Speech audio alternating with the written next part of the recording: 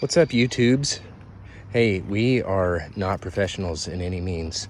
We do own a landscape company and a bunch of rentals, but by no means are we professionals. Maybe we are, but not in this job at all. We are doing this very strange driveway approach where I'm marrying into this old, solid stone curb, and it's, non-regulation sizing and all that. I gotta come back here and put a little block right there. Actually, I'll basically put a block right in there. You know what I'm saying. But our problem was, we're doing this driveway approach. We had to dig all this out because the local government told us that we needed to have a wider approach going into the drive. The drive used to just basically come out to like right here.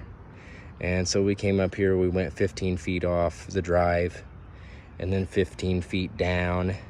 Actually, I take that back. We came over here at the curb, came 15 feet up and then 15 feet over. And that gave us this curve. We had a point that way, right? 15 feet up and then 15 feet over. There's a point. You take a string, you take the string all the way out there and you make a line. Boom, that's how it is. If I would have done this again, probably another indication that we're not professionals. I don't know why I didn't dig all this back further with the Mini. Or the skid steer. We got a little skid steer there, which is, don't call it cute. That thing is not cute. Okay, it's pretty cute, but it needs to be dug back a little bit so that we can get our stakes and stuff in there. I don't know why we cut it just to where it needed to be. Did the same thing over here, about to stake this one up, but what we ended up doing was, we've seen where a lot of people used SmartSide. It was cheaper for us to go with 3/4 OSB. I'm not worried about OSB being bad on the forms, but this is what we ended up doing. I need to shore that up a little bit, but we took 8-foot rips of OSB, ripped it down. We used our transit and got it level with the sidewalk going out here in front of this house. This is a rental we're doing. We're not doing this for, we wouldn't be doing this for a customer because it's just not our professional line of work, I guess. But anyways, yeah, we ended up coming up with this idea here. Once that's all staked out, we'll cut that. We're actually going to cheat here. We are going to pour our sidewalk and our curbs first, and then once they get dried, we're going to put an expansion joint between the curb and the approach. Tell me if I'm wrong or if I'm an idiot for doing that, but I just wanted to make it simpler for us. There'll be less craziness, I feel like, trying to get that done. So anyways, we took these are all completely the same height. We did have to taper it up. Over those old curbs are 6 inches down here, and this is 5.5, obviously.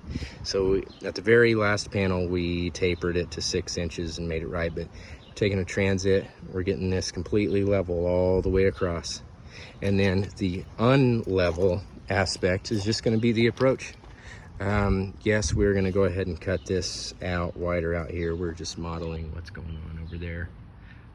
This is one of the biggest concrete companies in our town, and there's some decent work over here. I like how they did that approach and the curb all at the same time, and they lined up their control joints well. You can see they did it right there at the end of the sidewalk, but some of it's really junky. You see that curb over there? Very, very rough. None of it straight. I like the idea of doing it this way. At least we can guarantee a perfectly straight curb, and we can plumb it, we can level it, we can do all of that properly. And then as we pour up the approach, I feel like it won't be too hard to go ahead and marry it back into that. And we're gonna probably set up a couple of temporary screed boards out here that we can screed the bulk of it, and then just do hand work on these sides to get them to lift up to where they're going to be. So that's how we did it. It was kind of tricky. We ripped down OSB. You can see how we did that.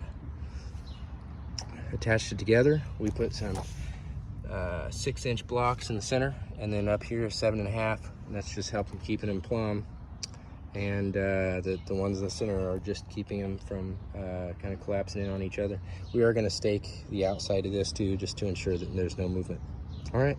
Tell me what we did wrong. What can we do better next time? This was also one last thing we did.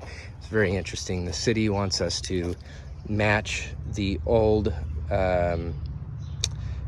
sidewalks slope, which is actually 3/4 of an inch per foot drop.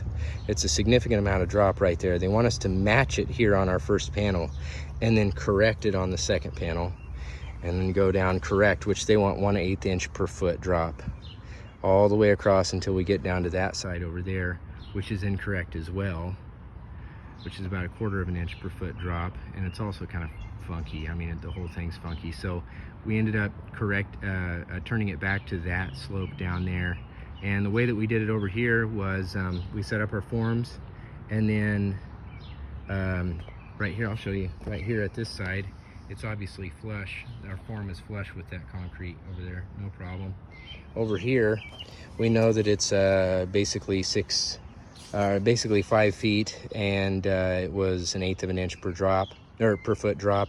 So we cut a 5/8 shim and we set it over here on this board is where it corrects and goes back to the proper height.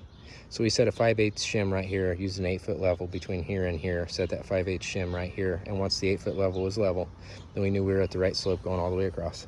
We did that, and then on our final area over there, the final board from there to there, we did the same thing, just mirrored it over. So if you guys have any better ideas on how to do this from here on out, all ears. Can't really find much on YouTube, so all right, see ya.